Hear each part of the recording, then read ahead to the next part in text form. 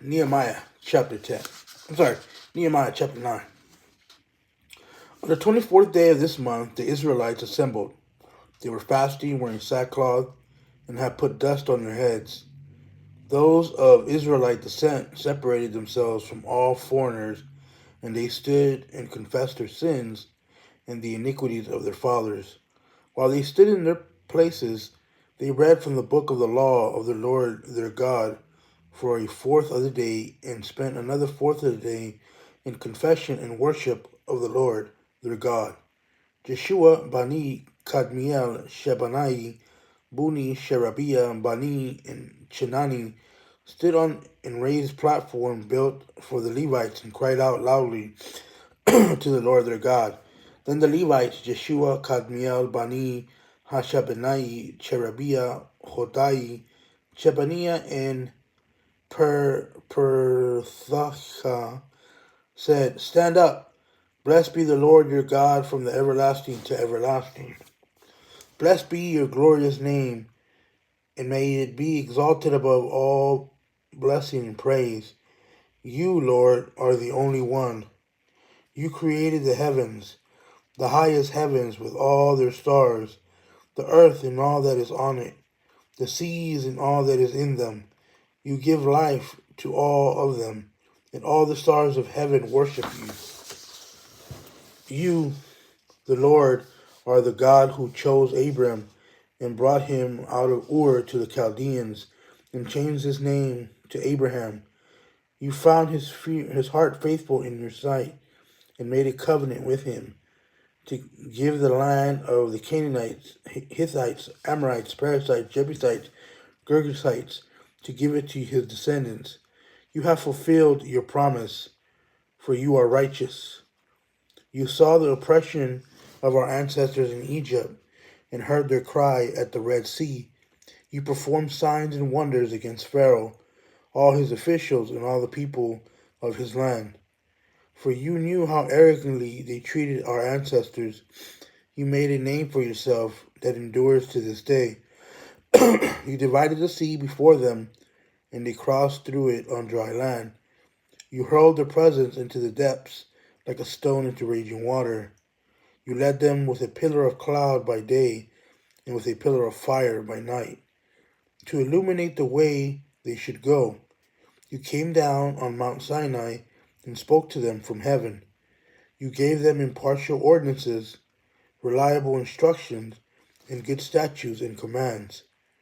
You revealed your holy Sabbath to them and gave them commands, statutes, and instructions through your servant Moses.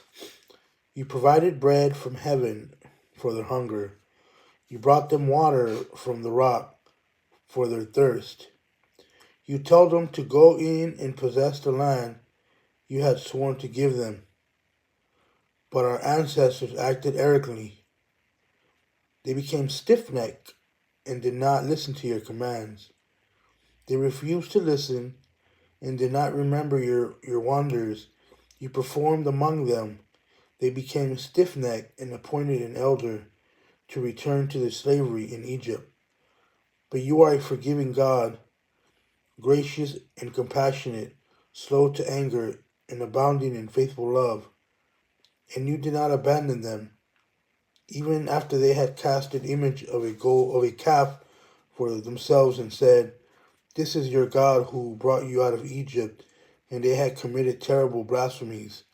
You did not abandon them in the wilderness because of your great compassion during the day of the pillar of the cloud never turned away from them, guiding them on their journey. And during the night, the pillar of fire illuminated the way they should go. You sent your good spirit to instruct them.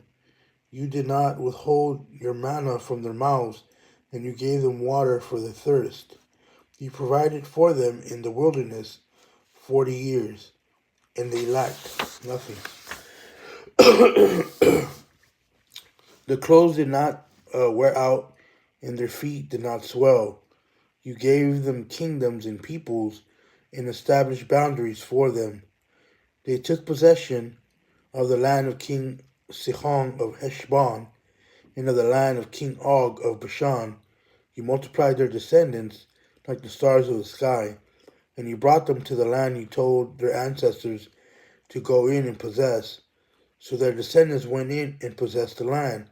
You subdued the Canaanites who inhabited the land before them, and headed their kings and the surrounding people over them, to do as they pleased with them. They captured 45 cities, fertile land, and took possession of well-supplied houses, cisterns cut out of rock, vineyards, olive groves, and fruit trees in abundance. They ate, were filled, became prosperous, and delighted in your great goodness. But they were disobedient and rebelled against you. They flung your law behind their backs and killed your prophets, who warned them. In order to turn them back to you, they committed terrible blasphemies, so you handed them over to their enemies, who oppressed them.